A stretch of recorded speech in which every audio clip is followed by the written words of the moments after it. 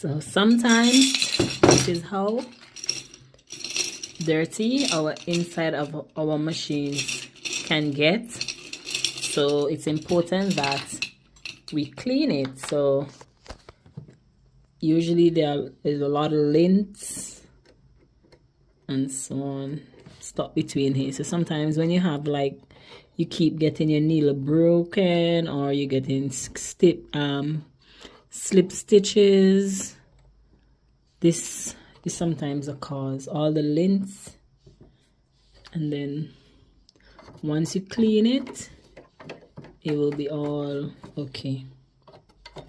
Yeah, so this is how it can become sometimes, all the lint from sewing.